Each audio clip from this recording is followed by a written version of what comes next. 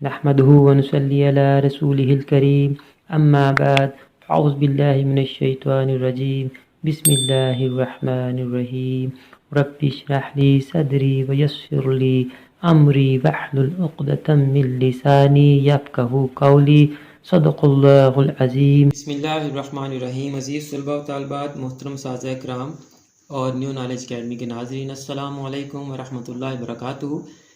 हमारी आज की video accounting introduction lecture 9 accounting equation पढ़ेंगे जी। आज हम इसका हल्का सा तारुफ हम अपने पिछले लेक्चर में कर चुके हैं, अकाउंटिंग कॉन्सेप्ट्स के लेक्चर में। जिन बच्चों ने वो वीडियो नहीं देखी वो इस लिंक पर क्लिक करके वो वीडियो देख लें। पिछले लेक्चर में हमने आपको बताया था कि डुअल एस्पेक्ट कॉन्सेप्ट क्या है, कि एसेट्स और इक्विटी इक्वल होते हैं। एसेट्स ऑनर अरेंज करता है और उन एसेट्स का कोई ना कोई क्लेम करने वाला भी होता है। अगर ऑनर वो खुद एसेट्स लेके आया है तो वो खुद क्लेम करेगा उन एसेट्स को। अगर ऑनर ने कहीं और से अरेंज किए हैं तो जिनसे अरेंज किए हैं वो उन एसेट्स को क्लेम करेंगे या दावा करेंगे कि ये हमारे एसेट्स हैं। और आज हम इसको डिटेल से पढ़ेंगे।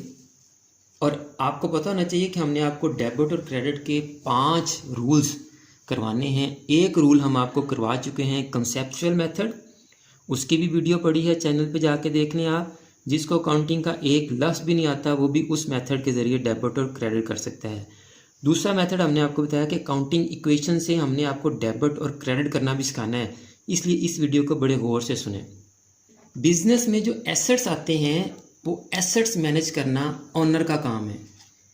बिजनेस के एसेट्स को मैनेज करना किसका काम है? मालिक का काम है।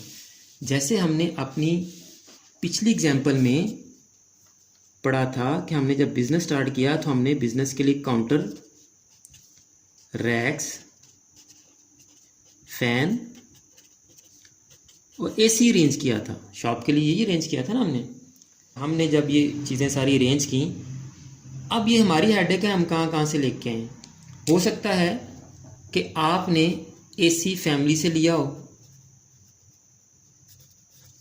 रैक्स और फैन आपने खुद बाय किए हों, काउंटर आपने अपने किसी फ्रेंड से लिया हो। और अगर हम इनकी वैल्यूएशन लें और इनसे कहेंगे जी हम आपको फैमिली से भी कहीं एसी के पैसे दे देंगे, फ्रेंड को भी कहीं आपको काउंटर के पैसे दे देंगे, तो आपने फैमिली को कहा कि जी हम आपको 60,000 एसेट का दे देंगे, 30,000 के आपके रैक्स और फैंस थे और 10,000 आपने दोस्त को कहा जी आपके काउंटर के हम आपको दे देंगे, बिजनेस चलने दें, हम आपको पैसे दे देंगे। अब ये टोटल आपके एसेट्स हो गए 1 लाख के। तो 1 लाख के जो एसेट्स हैं इनके दावेदार 3 लोग हैं, आपका फ्रेंड, आप खुद और फैमिली। यानी इन एसेट्स का क्लेम 3 बंदे कर सकते हैं। जिसका जोन सा एसेट है वो उसका क्लेम कर सकता है। काउंटर का क्लेम कौन कर सकता है? फ्रेंड। एसी का क्लेम कौन कर सकता है? फैमिली। और रैक्स और फैन का क्लेम कौन कर सकता है? आप, चूंकि आपने बाय किए थे। अब अगर इस 1 लाख का हम ब्रेकअप करें तो आप देखें ये 30,000 आपने खुद अरेंज किए और 10,000 और 60,000 यानी 70,000 के एसेट्स आपने किसी और से अरेंज किए, अपने फ्रेंड से, फैमिली से, रिलेटिव से, कहीं से भी अरेंज किए। यानी 30,000 एसेट्स आपके अपने हैं और 70,000 एसेट्स आपने बाहर से अरेंज किए हैं, किसी से भी किए अरेंज, लोन लेके लिए हैं आपने बेशक। तो यानी ये आपकी इक्विटी 2 हिस्सों में डिवाइड होगी। इक्विटी मतलब क्लेम अगेंस्ट द एसेट्स, यानी एसेट्स पे कौन कौन दावा कर सकता है। जिसने एसेट बिजनेस को दिया होगा वो दावा कर सकता है, चाहे वो मालिक हो, फ्रेंड हो, फैमिली हो, बैंक से लोन लिया हो।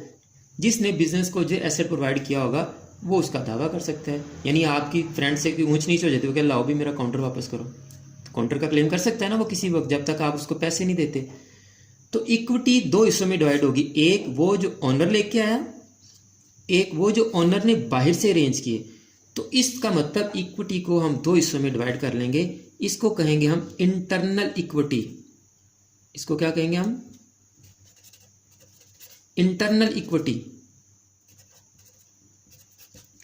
और इसको हम क्या कहेंगे, एक्सटर्नल इक्विटी। यानी इंटरनल मतलब अंदरूनी, अंदरूनी मतलब जो मालिक क्लेम कर सकता है एसेट्स पे, वो इंटरनल इक्विटी कराएगी। और एक्सटर्नल इक्विटी, मालिक ने जो एसेट्स बाहर से अरेंज किए हैं वो एक्सटर्नल इक्विटी कहलाएगी। ये दो टेक्निकल टर्म्स हैं जी। अब इनको स्पेसिफाइड करने के लिए इंटरनल इक्विटी यानी जो एसेट्स बिजनेस में मालिक लेके आया, हम उसको ऑनरशिप या कैपिटल से डिनोट कर देते हैं। यानी मालिक बिजनेस में जो एसेट्स लेके आया उसको हम ऑनरशिप या कैपिटल कहते हैं। और जितने भी एसेट्स मालिक ने कहीं और से अरेंज किए वो तमाम बिजनेस की क्या हैं, लायबिलिटीज़ हैं। ये भी लायबिलिटी है, इसको हम कहें इक्विटी को लायबिलिटी का नाम दें तो ये हो जाएगा इंटरनल लायबिलिटी। ये बिजनेस की इंटरनल लायबिलिटी होगी और ये बिजनेस की एक्सटर्नल लायबिलिटी होगी। तो इंटरनल लायबिलिटी को हमने नाम दे दिया कैपिटल का और एक्सटर्नल लायबिलिटी को नाम दे दिया लायबिलिटीज़ का। तो उम्मीद है कि आपको अकाउंटिंग इक्वेशन समझ आ गई होगी। अकाउंटिंग इक्वेशन क्या है कि जितने भी बिजनेस में एसेट्स होते हैं उन एसेट्स को प्रोवाइड करने वाले उन एसेट्स का क्लेम भी कर सकते हैं। तो जितने एसेट्स होंगे उतना ही क्लेम होगा ना। अगर आपके फ्रेंड ने 10,000 के एसेट्स दिए हैं बिजनेस में इस्तेमाल करने के लिए तो वो 10,000 का ही क्लेम करेगा ना, 10,000 के दावा करेगा। आपकी फैमिली ने 60,000 के एसेट दिए हैं तो वो 60,000 का ही क्लेम करेंगे, 60,000 के दावा करेंगे। तो एसेट्स इक्वलिटी होते हैं। हमारे टोटल एसेट्स 1 लाख के थे तो हमारी इक्विटी क्लेम या दावा भी 1 लाख का ही हो सकता है। तो जो 30,000 के एसेट्स आप बिजनेस में लेके आए हैं उसको हम कहेंगे इंटरनल इक्विटी। इसको हम इंटरनल लायबिलिटी भी कहेंगे, इसको हम ऑनरशिप का नाम देते हैं, इसको हम कैपिटल भी कहते हैं। उसके लिए हम ऑनर्स इक्विटी की टर्म भी यूज़ करते हैं। ये याद रखिएगा सारी टर्म्स। और जो एसेट्स आपने अपने फ्रेंड्स या फैमिली से अरेंज किए वो हमारी एग्जांपल में 70,000 के थे, इसको हम एक्सटर्नल इक्विटी कहेंगे, एक्सटर्नल लायबिलिटी कहेंगे। और स्पेसिफाइड टर्म इसके लिए जो यूज़ होती है वो लायबिलिटी। हमने अपने पिछले लेक्चर में डुअल एस्पेक्ट कॉन्सेप्ट के अंडर भी एसेट्स और इक्विटी को ही पढ़ा था और हमने कहा था कि for every debit there is an equivalent credit. इसलिए हम अकाउंटिंग इक्वेशन की मदद से भी डेबिट एंड क्रेडिट कर सकते हैं। हमने अपनी नेक्स्ट वीडियोस में अकाउंटिंग इक्वेशन की मदद से डेबिट और क्रेडिट करना भी सीखना है। पहले हम इसकी आपको 1-2 प्रॉब्लम सॉल्व करके देंगे अकाउंटिंग इक्वेशन की, फिर उसके बाद हम आपको प्रॉब्लम्स की मदद से ही डेबिट और क्रेडिट करना भी सिखाएंगे। उम्मीद है कि आपको अकाउंटिंग इक्वेशन और इसमें इस्तेमाल होने वाली टर्म्स अच्छी तरह समझ आ गई होंगी। दुआ में याद रखिएगा। अल्लाह हाफिज़। आखिर में हमेशा की तरह मेरी दुआ है कि अल्लाह ताला तमाम स्टूडेंट्स को ना सिर्फ दुनिया के तमाम इम्तहानात में कामयाबी अता फरमाए बल्कि आखिरत के तमाम इम्तहानात में भी कामयाब करे और तमाम मुसलमानों का ख़ात्मा बिल ईमान फरमाए। आमीन। मुझे भी अपनी दुआ में याद रखिएगा। तो अगली वीडियो तक के लिए फ़ी अमानिल्लाह।